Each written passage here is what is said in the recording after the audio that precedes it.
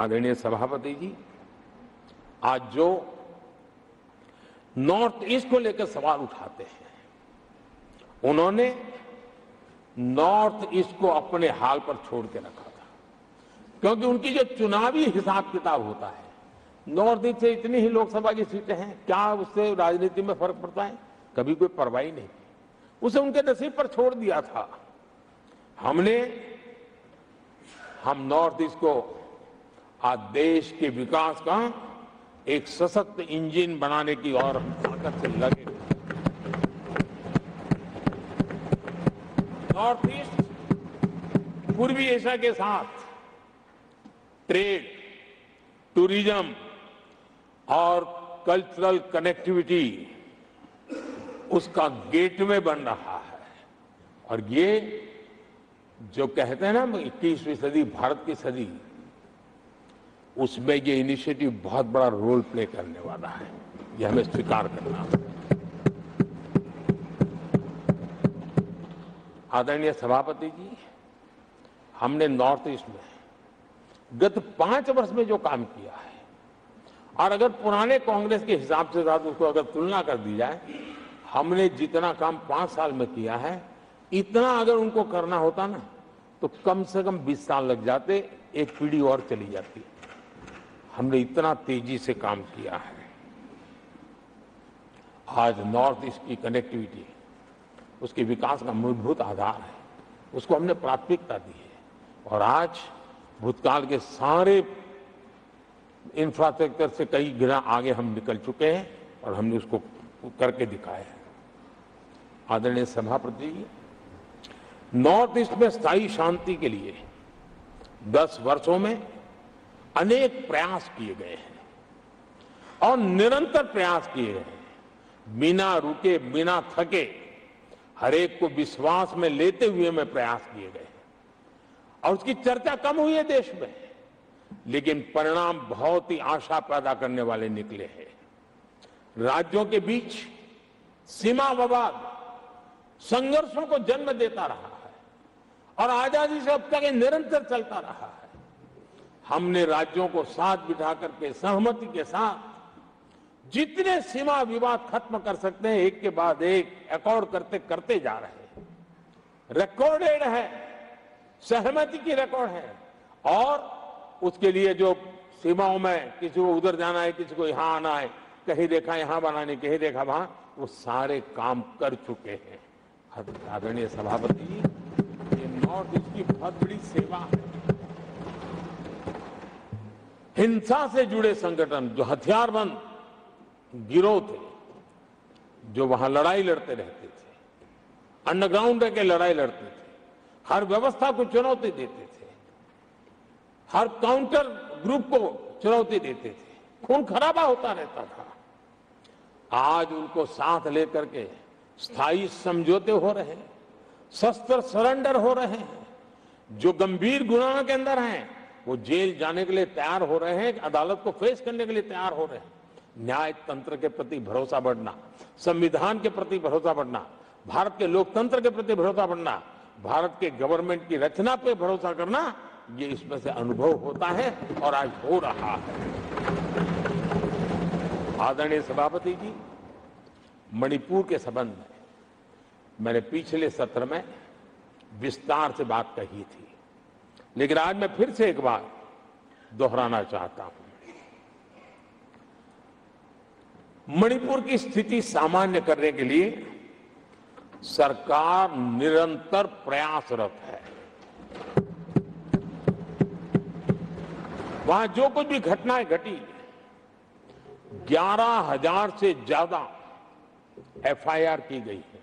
मणिपुर छोटा सा राज्य है, 11,000 एफआईआर की गई है, 500 से ज्यादा लोग अरेस्ट हुए हैं। आदरणीय सभापति जी, इस बात को भी हमें स्वीकार करना होगा कि मणिपुर में लगातार हिंसा की घटनाएं कम होती जा रही है। इसका मतलब शांति का आशा रखना, शांति पे भरोसा करना संभव हो रहा है। आज मणिपुर के अधिकांश हिस्सों में आम दिनों की तरह स्कूल चल रहे हैं, कॉलेज चल रहे हैं, दफ्तर और दूसरे संस्थान खुले रहे हैं। आदरणीय सभापति जी, मणिपुर में भी जैसे देश के अन्य भागों में परीक्षाएं हुई, वहां भी परीक्षाएं हुई हैं और बच्चों का अपनी विकास यात्रा जारी रखी है। आदरणीय सभापति, केंद्र और राज्य सरकार सभी से बातचीत करके शांति के लिए, सौहार्द रास्ता खोलने के लिए लगातार प्रयास कर रही है। छोटे छोटे इकाइयों को जोड़ करके इन ताने बाने को गूंथना एक बहुत बड़ा काम है और शांतिपूर्ण तरीके से हो रहा है। बीते समय में पहले की सरकारों में ऐसा नहीं हुआ है। गृह मंत्री स्वयं कई दिनों तक वहां रहे हैं, गृह राज्य मंत्री हफ्तों तक वहां रहे और बार बार वहां जाकर के संबंधित लोगों को जोड़ने का प्रयास करते रहे हैं। आदरणीय सभापति जी, पॉलिटिकल लीडरशिप तो है ही, लेकिन सरकार के सभी वरिष्ठ अधिकारी जिसका जिसका इन काम से संबंध है, वे लगातार वहां फिजिकल जाते हैं, लगातार वहां संपर्क में रहते हैं और समस्या के समाधान के लिए हर प्रकार से प्रयासों को बल दिया जा रहा है। आदरणीय सभापति जी, इस समय मणिपुर में बाढ़ का भी संकट चल रहा है और केंद्र सरकार राज्य सरकार के साथ मिलकर के पूरा सहयोग कर रही है। आज ही एनडीआरएफ की 2 टीमें वहां पहुंची है, यानी कि प्राकृतिक मुसीबत में भी केंद्र और राज्य मिलकर के मणिपुर की चिंता कर रहे हैं। आदरणीय सभापति जी, हम सभी को राजनीति से ऊपर उठ करके वहां की स्थिति को सामान्य बनाने में सहयोग करना चाहिए, ये हम सबका कर्तव्य है। आदरणीय सभापति जी, जो भी तत्व मणिपुर की आग में घी डालने की कोशिश कर रहे हैं, मैं उनसे आगाह करता हूं कि ये हरकतें बंद करें।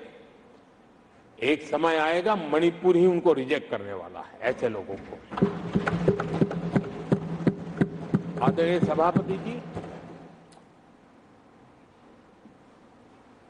जो लोग मणिपुर के इतिहास को जानते हैं, मणिपुर की घटनाक्रम को जानते हैं, उनको पता है कि वहां का सामाजिक संघर्ष का एक लंबा इतिहास रहा है। उस संघर्ष की मानसिकता की जड़ें बहुत गहरी हैं, इसको कोई नकार नहीं सकता है। और कांग्रेस के लोग ये न भूले कि मणिपुर में इन्हीं कारणों से 10 बार राष्ट्रपति शासन लगाना पड़ा है।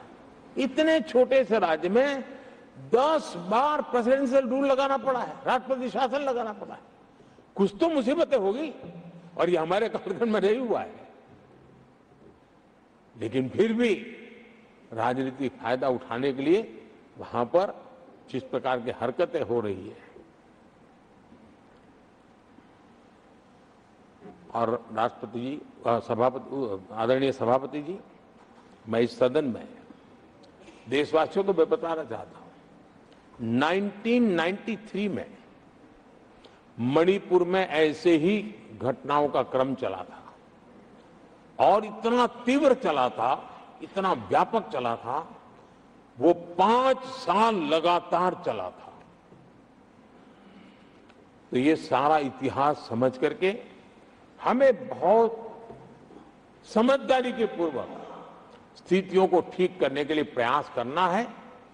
जो भी इसमें सहयोग देना चाहते हैं, हर एक का सहयोग भी हम लेना चाहते हैं, लेकिन हम सामान्य स्थिति को बरकरार रखने में, शांति लाने में भरपूर प्रयास कर रहे हैं।